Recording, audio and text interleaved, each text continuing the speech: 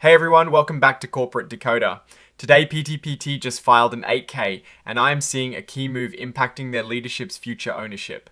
Quick note, this is not financial advice, just my take on public filings for educational purposes. The company is granting a lot of stock to its top brass, and the immediate vesting details are what I want to focus on. This is a current report, meaning it is about something important that just happened. Think of it as a company quickly telling the public about a major event. The company we're looking at today is Petros Pharmaceuticals, Incorporated. They operate in the healthcare and drug manufacturing sector, dealing with specialty and generic drugs. Importantly, Petros Pharmaceuticals identifies as an emerging growth company. This means they are subject to less stringent reporting requirements, which can sometimes mean less transparency for investors, but they are also trying to grow. The main event here is under item 5.02, which deals with changes in a company's leadership or how they compensate top people. So, on the 5th of June 2026, the board of directors gave out a huge chunk of company stock, a total of 7 million restricted shares to its top leaders. Joshua Silverman, the chairman, is getting the lion's share, over 4.3 million shares.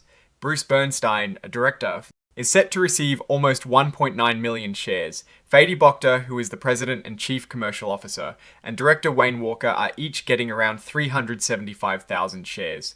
These are labeled as restricted stock awards, or RSA awards. Now, this is the really interesting part that impacts their immediate ownership. Half of these awards, so 50%, vested immediately on the day they were granted.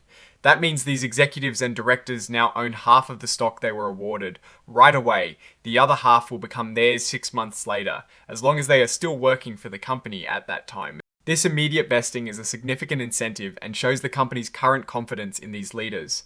It is worth noting that these awards were granted outside of the company's usual incentive compensation plan.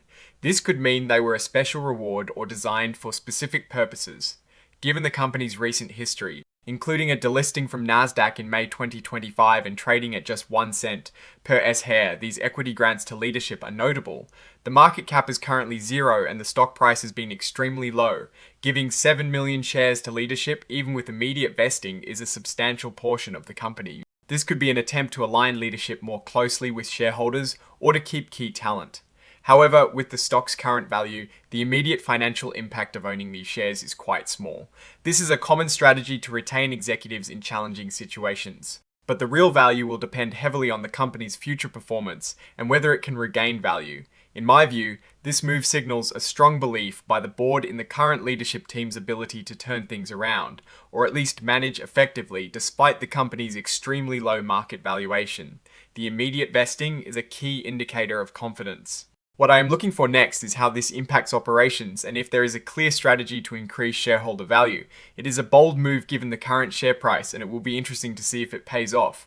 Oh, and the research tools I actually use are linked in the description. They help keep this channel going. That is my take. Stay decoded. If you found this analysis helpful, please like this video, subscribe for more, and join our Discord community linked in the description.